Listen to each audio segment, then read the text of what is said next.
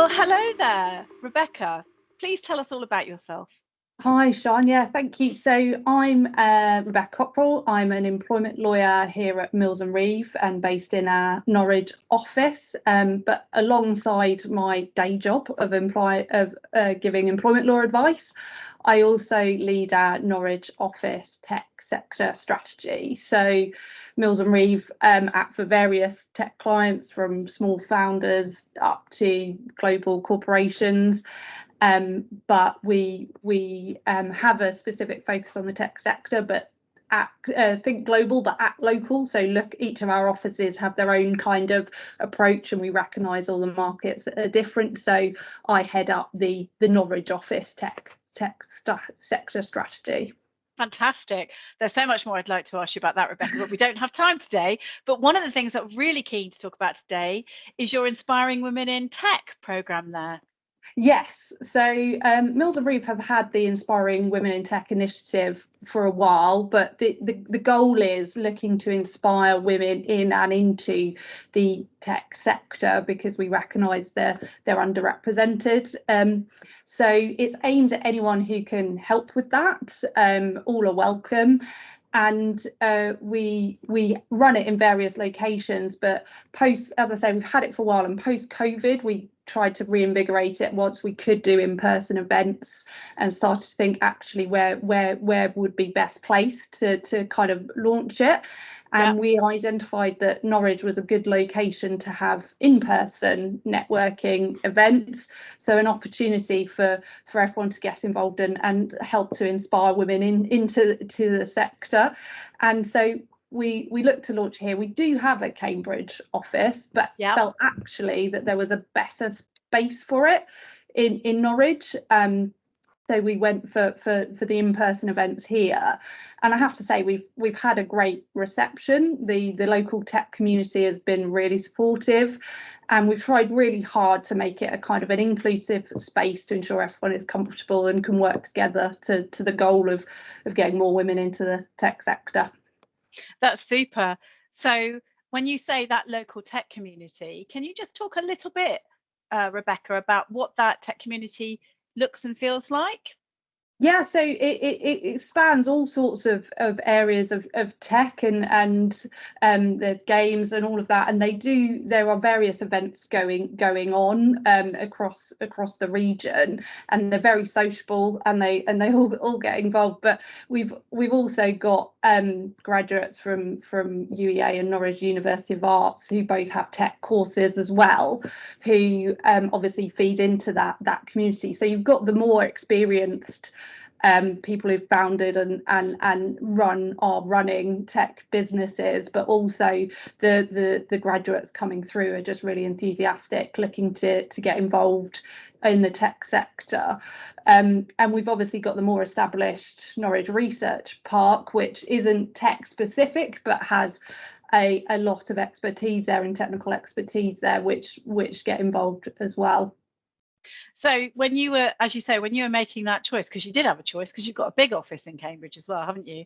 Yes. Making that choice between Cambridge and Norwich, it was done on the basis of, was it both on the basis of what was already there in terms of the vibrancy and openness of the community in Norwich, or was it also about where you thought that could grow as well? What was the balance there?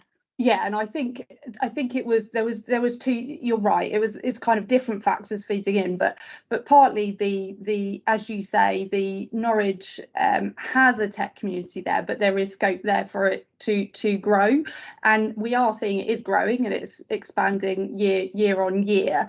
Versus in for example, Cambridge is already a very established and a lot of the big corporate players there and a lot going on, whereas actually we felt we could have more of an impact and make more of a difference in Norwich and the Norfolk region.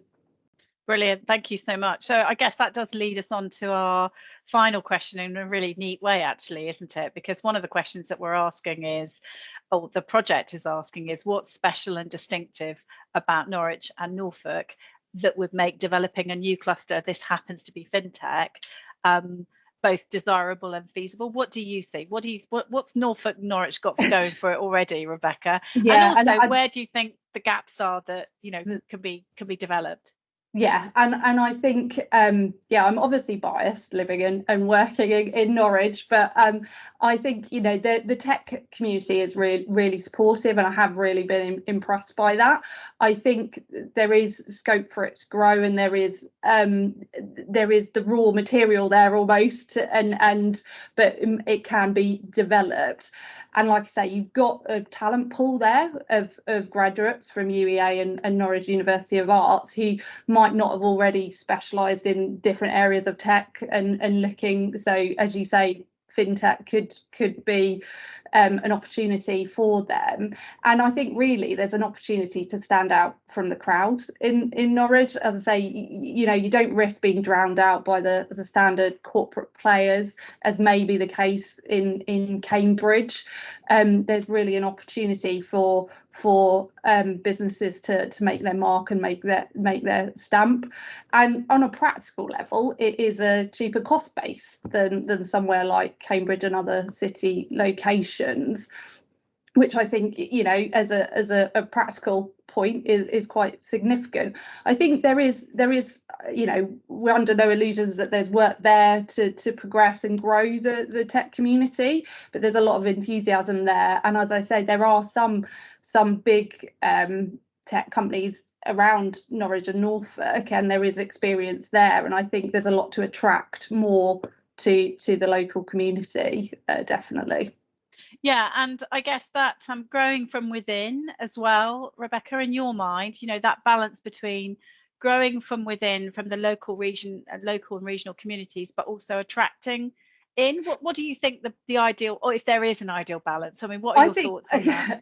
I think it is a bit of both, and actually I was at the NorDev conference last week, and hearing from some of the questions that were coming up to the panel there about the games industry was around graduates saying the kind of the approach it used to be from graduates from UEA and newer, where do I move to get more experience and get in. But actually, if we can have that here and keep and retain the talent, the graduates, that would be great. So I think there is a big part to play in having those their own. I'm not the expert to talk about that, but I can see that. But also, there is a lot of people who've moved into Norwich and from outside for various reasons, and then usually what happens is once they're in, they stay because it is a great place.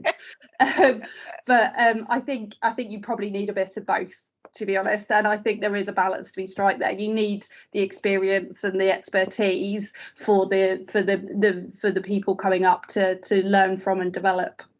Yeah, and really interesting actually that what I'm hearing you saying is we should take a look at gaming actually as an example of how to make that we don't need to leave to develop businesses because we've got everything here. That's really interesting. Rebecca, as I said to you at the very beginning, I could spend at least an hour talking to you, but we don't have an hour. So if there's just one thing you'd like to say to the project team who are trying to work out the recipe and recommendations for developing a cluster, and this, I know you weren't expecting this question, so it's a bit unfair, but if there's one thing, either please do or please don't, what would it be, Rebecca? What would your advice be? I think there is a reputational management point there for Norwich and Norfolk, an unfair one, to be honest, in terms of how it's viewed and how it's seen as maybe a bit of a, and I totally disagree, but a backwater to that, which I think is completely wrong. But I think if we can get over that hurdle and let people see that actually there is a thriving community already here and one that can be grown and established, I think that would be the crucial step. Fantastic. Thanks so much, Rebecca. Thank you.